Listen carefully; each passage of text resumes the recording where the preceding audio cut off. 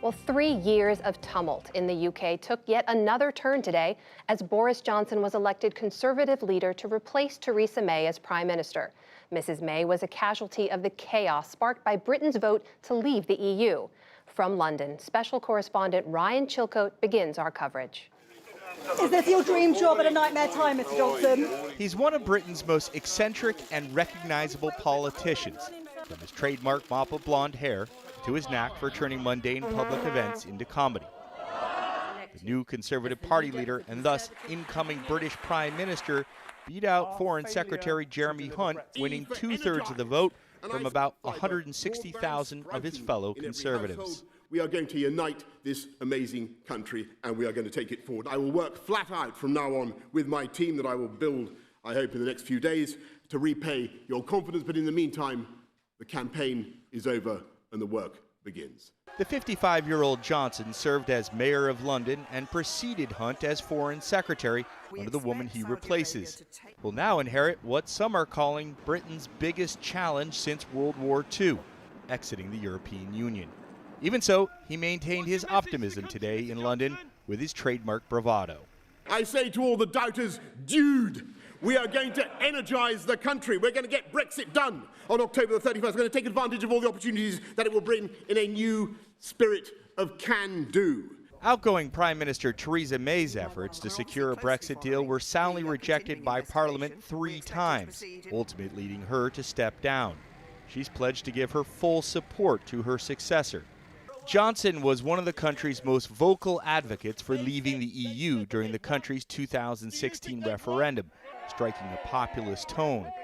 Critics, though, call him an opportunist. He reportedly prepared speeches supporting both potential outcomes in that vote. Johnson could attempt to amend the UK's withdrawal agreement with the EU and push that through Parliament, even though the EU has repeatedly insisted it's not open to renegotiating.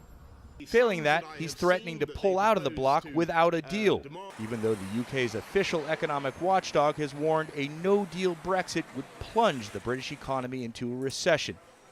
Most members of the House of Commons, including many members of his own party, oppose leaving without a deal. At the same time, Johnson faces a separate uphill battle to gain the public's trust and confidence after a string of gaffes and offensive comments. He's very much like Trump. He says one thing one day and another thing the next. He really has no regard for politics or the people at all. Back in the U.S., President Trump tweeted his congratulations to Johnson and added he will be great. Johnson officially becomes Prime Minister tomorrow after a formal handover of power. Amna? Ryan, on the top of Boris Johnson's priority list has to be Brexit, right? Theresa May tried and failed to negotiate a deal. Is there any sign that Boris Johnson can succeed where Theresa May failed? It's going to be tough. Look, there's only 2 ways to do it. One is to go back to the European Union and renegotiate the deal that Theresa May reached with the EU.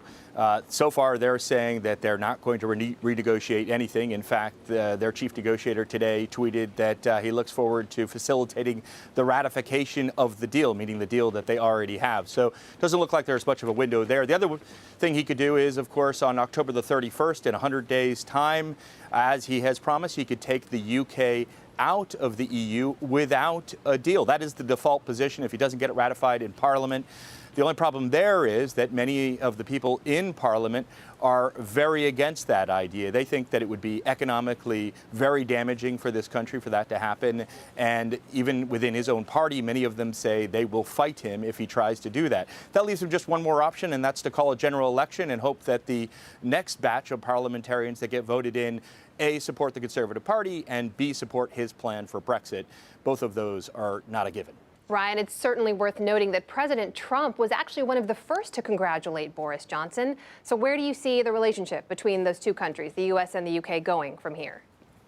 Well, Boris Johnson will certainly appreciate that. The UK needs a trade deal with the United States. President Trump has said he wants to do a trade deal with the UK. You know, it's particularly important given the fact that the UK is planning to leave the European Union.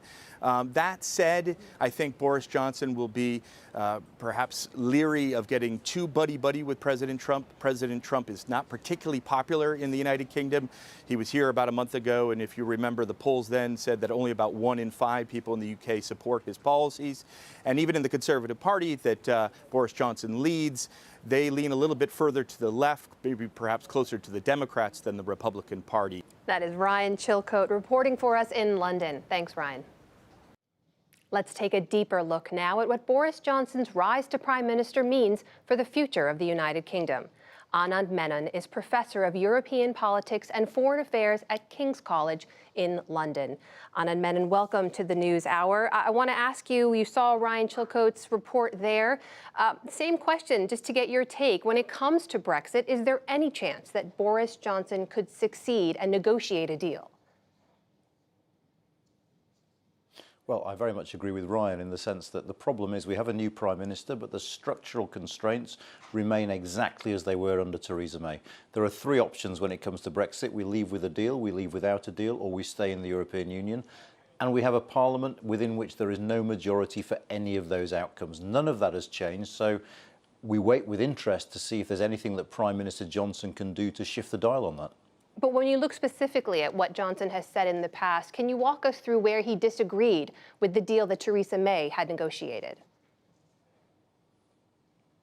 Well, the first thing that's worth saying is that ultimately, at the 3rd time of asking, Boris Johnson voted for Theresa May's deal. So one of the possibilities, I suppose, is that he comes back to Parliament with something that looks very much like the deal that she negotiated, tries to claim that he's made some significant difference to it and tries to get it through again. In the campaign for the leadership, however, he changed his tune a little bit and he said that what he wants to do is get rid of this infamous Irish backstop. The Irish backstop exists to prevent the need for a border on the island of Ireland between the north and the south, and it does so by keeping the whole of the United Kingdom within some EU rules and inside the EU's customs union that limits our ability after Brexit to sign trade deals. He wants that scrapped. The problem is that the European Union is showing absolutely no willingness whatsoever to go along with that. They're saying the only deal on the table is the deal that Theresa May negotiated, and that includes the backstop. It's worth noting, as Ryan mentioned in his report, Johnson doesn't have a Conservative majority in Parliament. He needs a coalition to move anything forward. How does that dynamic inform how he's likely to act? Well, since that election of 2017, one of the problems that the Conservative Party has faced is that they are dependent for their majority in Parliament on the Democratic Unionist Party, and the Democratic Unionist Party, of course, have specific interests when it comes to the politics of Northern Ireland. It looks very much as if Prime Minister Johnson is going to turn to the DUP again for their help, and of course, in so doing, what that means is that any kind of backstop that looks like Northern Ireland has a slightly different status to the rest of the United Kingdom will be unacceptable to them. So, as Ryan said, one option facing Mr Johnson is to have a general election and try and change the numbers in Parliament. The problem there is that politics in the United Kingdom at the moment is so febrile, so unpredictable. So many MPs with what usually would have been considered safe majorities of 10,000, 15,000 now say they fear losing their seats, that would be a real gamble. You know, Johnson, it's worth noting, was also the foreign secretary for a while. From what he's said, from what he's done in the past, do you expect Britain's foreign policy moving forward to be very different to the way it's been in the past? Well, for the first thing, let me say it is worth stressing to an American audience just the degree to which Brexit dominates everything in this country, and Brexit dominated the leadership election to the exclusion of virtually everything else. So we haven't heard much on foreign policy. What I would say is that the new Prime Minister, as soon as he enters Downing Street, which we expect to be sometime tomorrow afternoon, faces a foreign policy dilemma, which is Iran. Now, as you know, the United States has decided that Iran is in breach of its obligations under the nuclear deal. The Europeans, for their part, are saying they're not. Two To date, the United Kingdom has stuck with the Europeans, saying they want to preserve the nuclear deal. Now, that presents Mr Johnson with an immediate problem. On the one hand, as we heard from Ryan earlier, the Brexiters think that a trade deal with the United States is a necessary way forward once we leave the European Union. On the other hand, policy to date has been to stick with the Europeans in opposition to the United States in policy on Iran, and that is a dilemma that Mr Johnson is going to face from his first day in office. What is he going to choose? We just don't know. We only have 30 seconds left, but I do want to make something clear here. Are you basically saying that because Brexit is such an enormous deal, because he must deal with it, because he is stepping into exactly the same conditions that Theresa May left behind, could Boris Johnson have a similar fate to Theresa May? Well, the amazing thing about British politics at the moment is we simply do not know what is going to happen. It is quite possible that he will try and get a deal through and fail, absolutely, because the numbers aren't there in Parliament. At that point, we don't know. There is still the possibility Boris Johnson ends up being the shortest serving British Prime Minister of all time, because he has to survive till November to avoid that fate. Anand Menon from King's College in London, thank you very much for joining us.